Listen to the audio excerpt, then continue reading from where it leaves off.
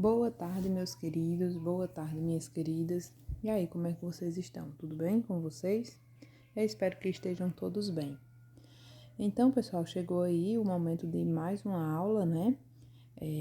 Na nossa última aula, eu deixei uma atividade, certo? E aí, agora nós vamos para a correção. Peço que todos abram o livro e acompanhem pelo caderno. Eu deixei aí as questões 2, 3, 4 e 5 da página 184, a qual nós iremos fazer a correção agora. Peço que todos abram o livro e acompanhem a correção com o caderno.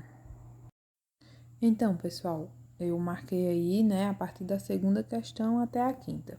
Então, a segunda questão, aí na página 184, diz o seguinte: aponte as características que permitem considerar os Estados Unidos uma superpotência.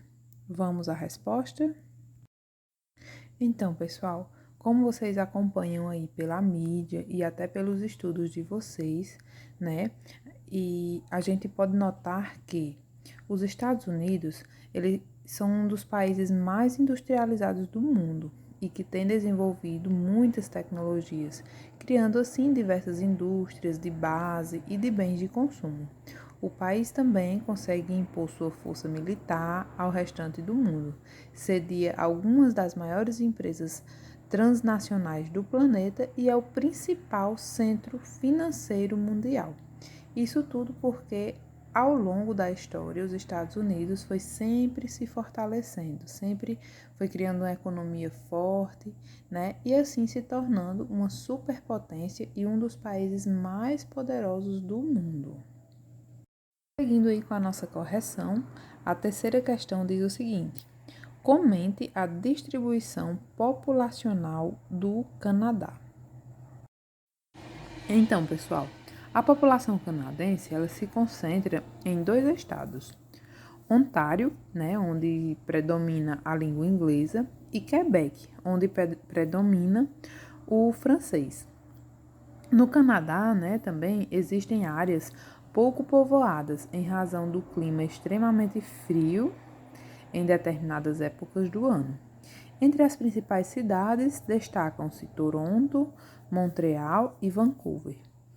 Ottawa é a capital do país com 1,3 milhões de habitantes.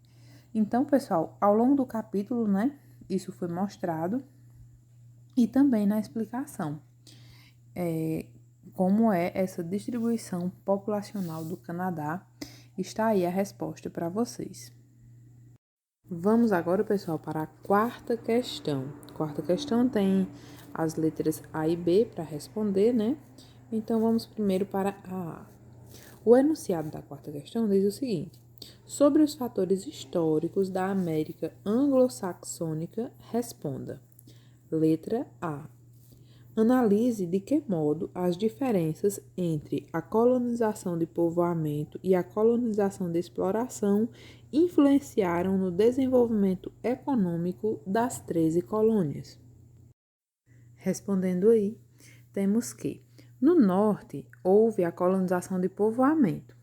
Com a imigração de famílias inglesas que receberam lotes de terra para cultivar, o que gerou certa autonomia e desenvolvimento econômico.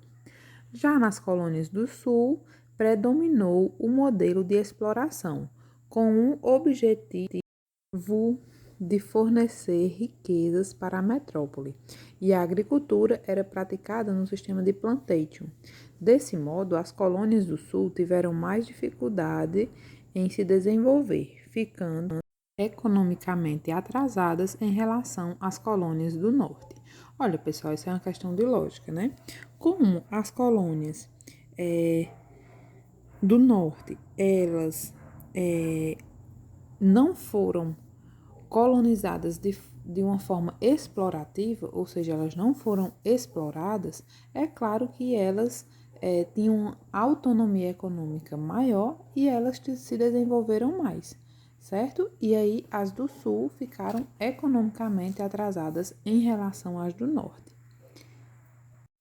Letra B. Até os anos de 1960, as leis eram diferentes para brancos e negros nos Estados Unidos, o que levou à organização do Movimento pelos Direitos Civis. Explique o que foi esse movimento e apresente suas conquistas.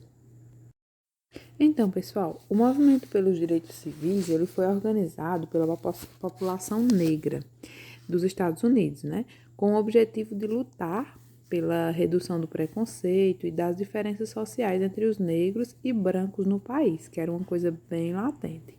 Esse movimento ele resultou em algumas ações do governo, como a criação do sistema de cotas, por meio do qual teve início uma política de reserva de postos de trabalho e de vagas em universidades, né, concedidas pelo governo a afro-americanos como compensação aos danos provocados, né, pelo período escravocrata. Então, foi um movimento bem importante, né, não só para os Estados Unidos, né, mas para também a população negra de todo o mundo, sendo que suas ideias elas foram difundidas no mundo todo e são importantes até os dias de hoje.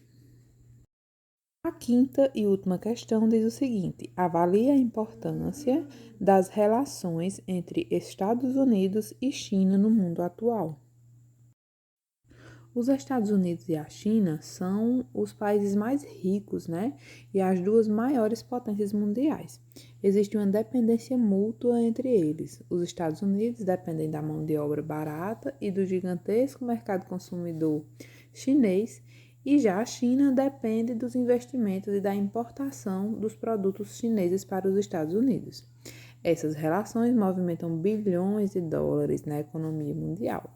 E é por isso, né, que elas são as duas grandes superpotências mundiais. Assim nós concluímos a nossa correção. Espero que tenham entendido o assunto. E qualquer dúvida, vocês já sabem, eu estou aí no PV disponível dentro do horário de vocês. Então vamos voltar lá para o grupo, onde eu vou deixar a orientação da próxima atividade.